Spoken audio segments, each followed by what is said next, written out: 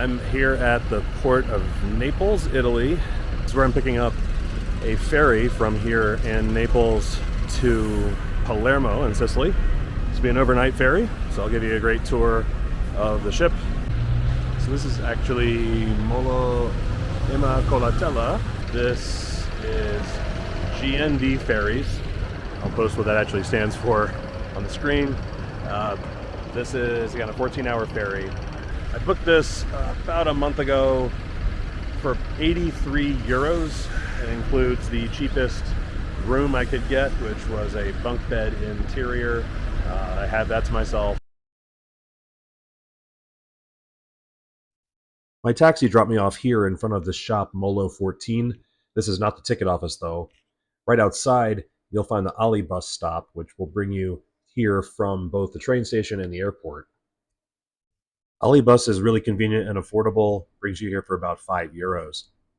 To find the actual ticket office, make a 180-degree turn and walk about 2/3 of the way down this building. You'll quickly encounter the GNV ticket office and their sign directly outside. Check-in was simple. I had my printed receipt as well as my passport. One word of warning, these agents didn't speak English. I was able to check in using some Spanish though. So, armed with my ticket, I head back to Molo 14 to await the boarding time of the foot passengers onto the ferry. The ferry was scheduled to leave at 8 p.m. I checked in about 6:20 and boarded probably at 6:30. You don't need to board that early. Really about 45 minutes before is perfectly fine. I wanted to get out of the heat though, do a little bit of trip planning, and check out the meal offerings. There in the distance is the ship.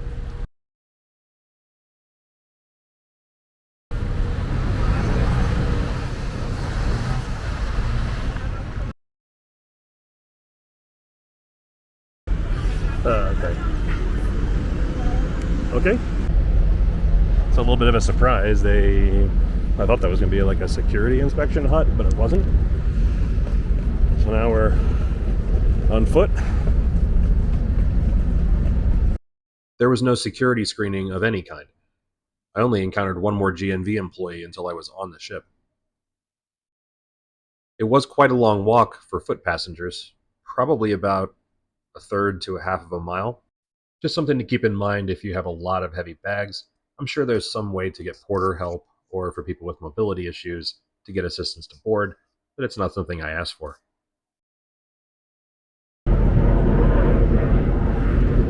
Put a few details about the vessel on the screen here while we're walking up to it. But it's an enormous ship. I guess it used to be named Norsen. See a couple of other ferries over there by the historic terminal. I don't know where Moby is going. It does say Vicenza. I'm assuming that's the lineup of cars that are going to get loaded on. This ferry does take cars. It looked like it was about 200 to 225 euros to put a car on the vessel, in addition to any accommodation and each person's ticket. This would be a really great way to bring a lot of bags or large equipment to Sicily, although I wouldn't try to bring your rental car on the ferry. It might even be against your rental car terms. Wrapping up 5 days here in Naples and the Amalfi Coast. I gotta say, this wasn't my most favorite trip ever. Amalfi Coast was just a huge pain to get around. I am looking forward to Sicily though. I'll be in Sicily for 7 nights, including 2 on Stromboli, as well as 3 in Palermo and 3 near Taormina.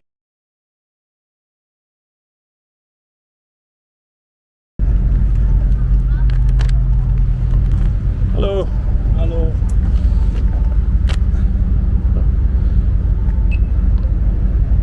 Grazie. There are multiple ferry lines that operate this route. I compared options on directferries.com and then went directly to the line's website for booking. And there go a few of the cars. This is GNV Antares behind me. That is my home for the next 14 hours. Okay, time to board.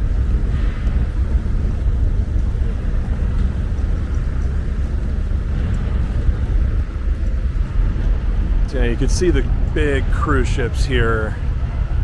I gotta say, that slide looks terrifying. Inside the sea ship. I hope that people don't go in that. That's crazy. Anyway, that's the cruise port. This is picking up GNV Antares here, right at the foot of that. Obviously, that's the car ramp and former North Sea Ferries vessel.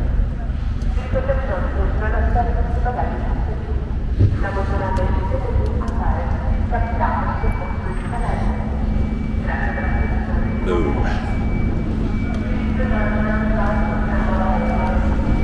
All right, on board.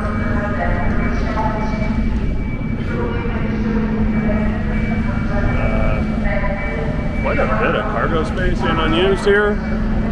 I don't know if it's going to fill up with trucks, maybe.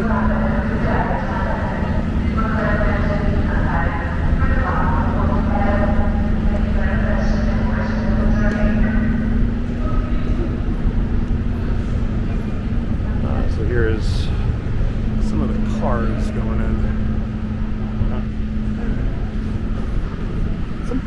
No? Okay. Okay.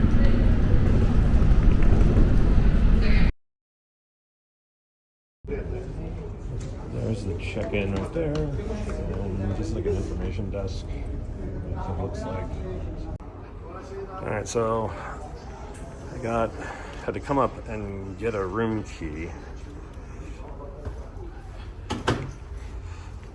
Also had a bizarre interaction in the car deck with a bunch of the actual shipping crew who were really mad at me for filming once I was on the ship. So I had to switch over to the iPhone.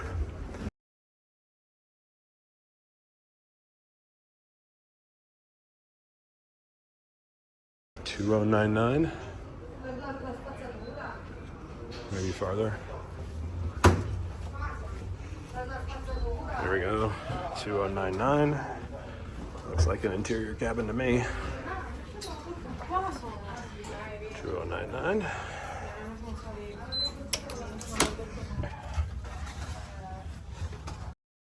This is the double bunk bed interior room. This is the cheapest room that they offer. It appears to be the same price for the entire room, whether or not two people are sleeping in it. You pay for each individual ticket and then add the accommodation later. The room is understandably small, but it met my needs for a 14-hour overnight trip. I'd say it was about 90 square feet in total, including the bathroom. It would be tight in here with two people and your bags, but you could make it work. The room had rudimentary climate control, included all of your linens, including towels. There was this full private ensuite bath with hot water and a shower.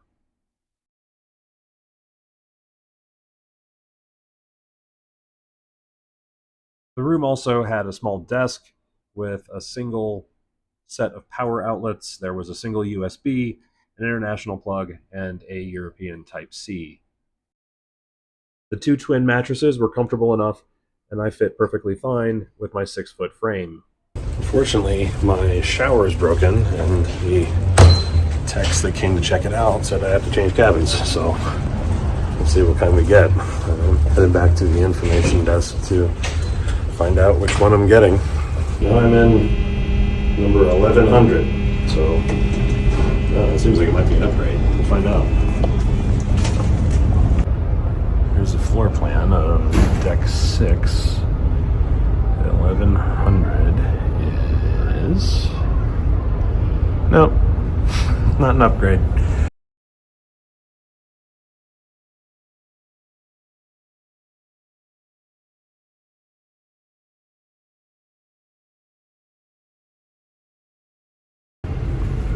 Here I'm out through the halls.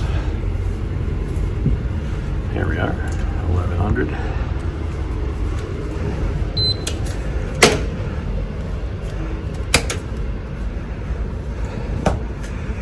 A little bit different.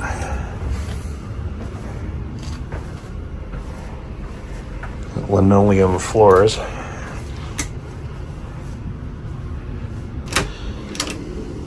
and then shower. There we go. No different. Exactly the same as before. Here's the question of the hour. All right. Look at that. We have a shower.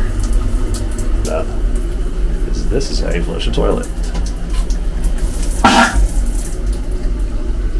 The following morning, I grabbed this photo of a 4-passenger exterior cabin. Get situated here in my second room. The ship is in okay shape. You can tell it's old. The ship is fairly well equipped. The restaurants are really sufficient for a dinner. We'll see how they are at breakfast. Rooms are very compact, but comfortable enough. And the crew have been pretty helpful. I'd say there is a moderate level of English proficiency on the ship. Certainly people at the information center spoke some English, and some of the restaurant staff as well. It was really beautiful departing from Naples, and if you're able to be up top, that's a great view, and you should 100% do that. The one catch here is there's not a lot of outdoor space for passengers.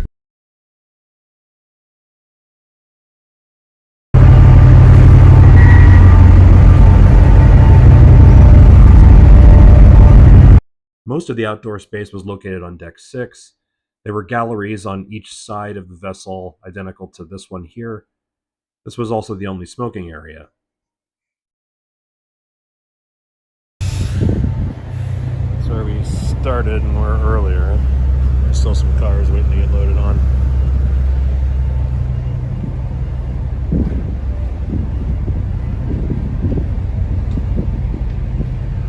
Some views of Naples before we take off.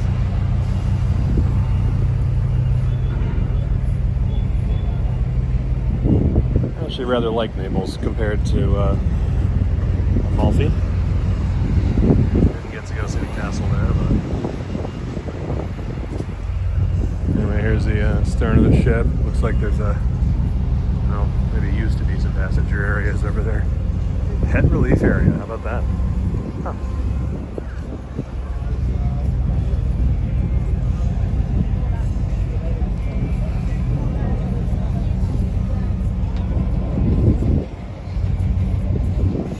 I showed you these earlier, but those are the embarkation points for the cruise ships.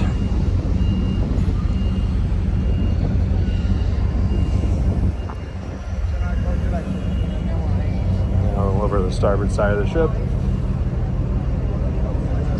We're now moving toward the bow.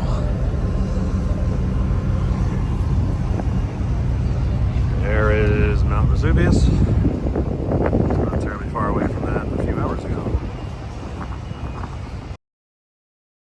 This small portion at the stern of deck 5 was the only other outdoor space available for passengers.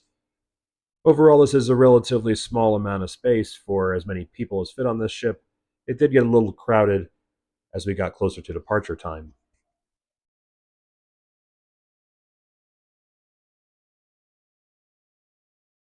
I'd like to remind you that the shipping center at deck 5 is now open. You will find tobacco beverages. Guess there's the historic port, maybe even where you used to board from those high points. Still loading some cars. Probably got on a little early. I just saw them looking at me filming from 6 stories up. So, oops. Anyway, I'm going back to my cabin to get a battery charge and maybe grab a shower. Now I'll take you on a tour of all the public areas on the 3 passenger decks of the ship. Sandwiches, snacks, nothing too impressive. Maybe there's so I picked up Red Bull, soda, and water for 1170 euros.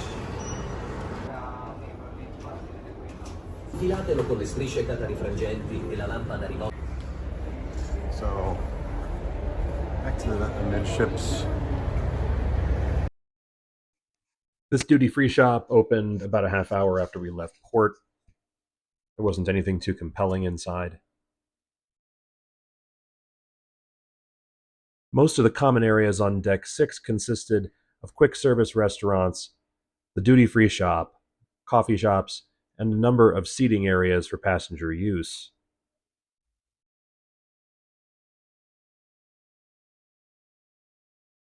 This is also the location of the Pullman chairs.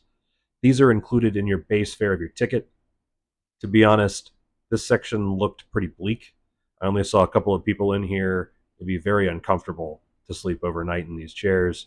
The €40 upgrade to a cabin was well worth it. This area was a bit more popular in the morning once the coffee bar was open and people were getting ready to disembark.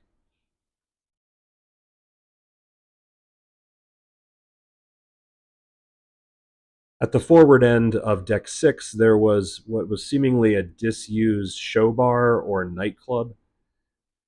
I didn't see anyone in here, although passengers were free to come and go. There was also a somewhat cruelly located set of Pullman chairs if this was ever used as a nighttime entertainment venue. I wonder if this was maybe a holdover from when this vessel was used for longer voyages in the North Sea. Yeah, this is the sixth deck. A little bit more stuff to buy.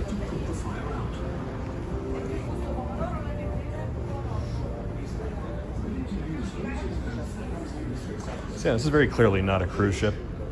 This is a ferry with, some ways to sell you stuff. Most people are only going to be awake for a few hours on this ship because it departs at 8 p.m. and gets in at 8 a.m. So, most people are going to be awake for 4 hours maximum. Deck 5 consisted almost entirely of passenger rooms, with the exception of the reception lobby and information desk we saw early on in the video. Deck 4 was the lowest of the 3 passenger decks on the vessel. This is where the sit-down and buffet-style food service was located.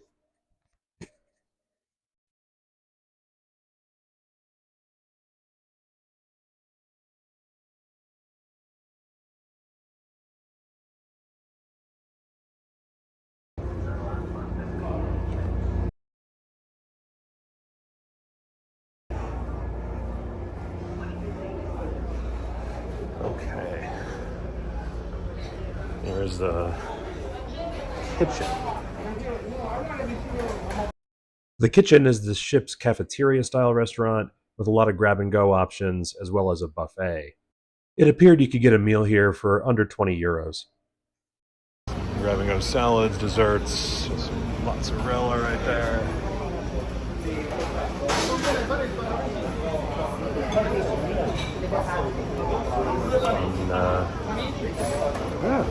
foods.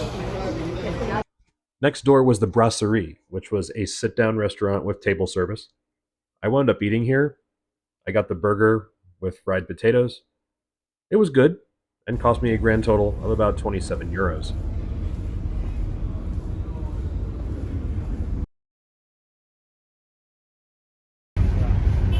It's now 7:54 p.m. Some of the trucks just load lorries, others seem to stay on the vessel. Sun's starting to set over Naples. Waterfront's actually quite nice. Port is absolute chaos. Maybe like every port. And of course our enormous neighbor, MSC Europa. I'm going to grab a quick shot. There are alley buses. So these depart from the airport at pretty regular intervals. They stop at the train station and then come down and make 2, maybe 3 stops here in the port area. One of those stops is right over here. That is Molo Beverello. That's where the fast ferries and hydrofoils like that one come in. They'll go from here to the Amalfi Coast, Capri, Ischia, probably other places too. But anyway, that's the fast ferries. They don't carry any cargo or cars, so they have much smaller footprint over there. It's a little bit different. You can walk between the two. It's a pretty substantial intersection to cross over, but it is possible to walk between them.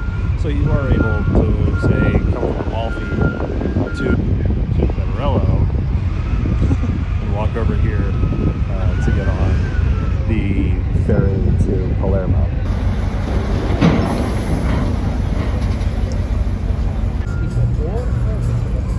Our neighbor, MSC World Europa, is starting to cast off.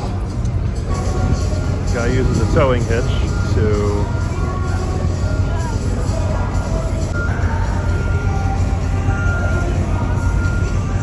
no slack in the line. I don't see why that's necessary, but whatever, man. Anyway.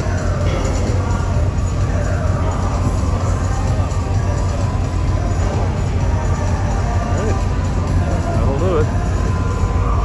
MSC Europa is free floating.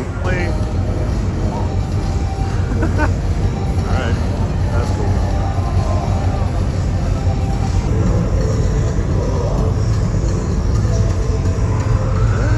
World Europa could use some new mooring lines there. It's looking pretty raggedy. Going. While I'm mentioning it, so is ours. Because our vessel's portion of the cargo loading ramp.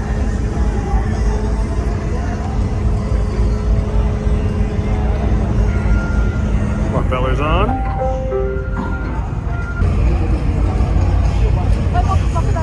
There's our neighbor, World Europa.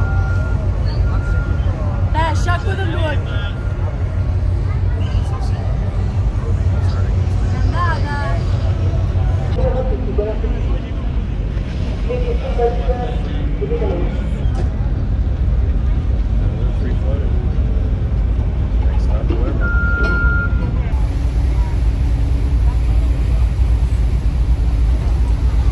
So we're actually departing 8:25 p.m. Sunset is 8:33 today. Now that I think about it, it's the second longest day of the year. So if you're here taking this ferry on a different time of the year, you're probably not going to get as much daylight as this. So got kind of lucky.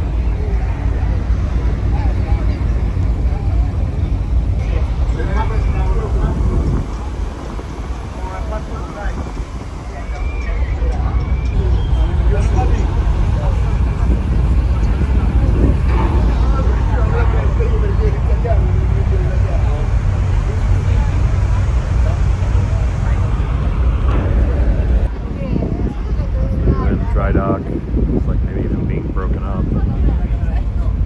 There is literally a dry dock. There's been a couple of GNV vessels there, long-term storage. So saw this military painted vessel. It kind of looks like a World War II era Coast Guard cutter.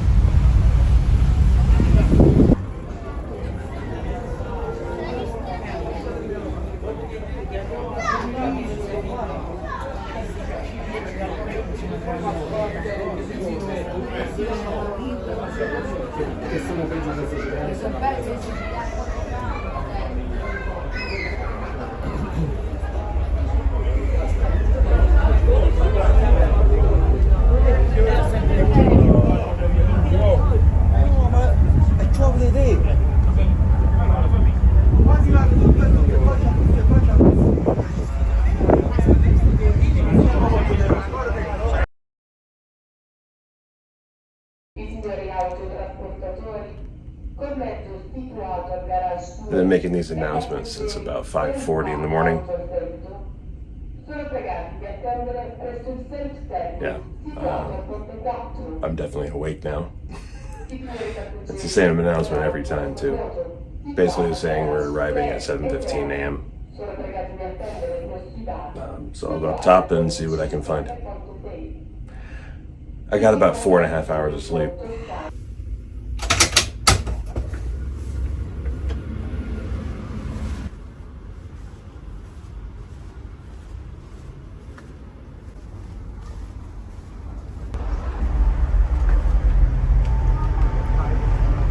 Oh, there's Palermo, Sicily.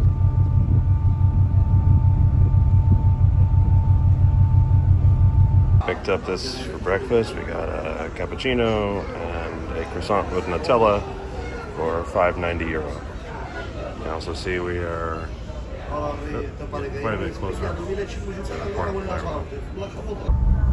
What that is. It looks like a third of a ship.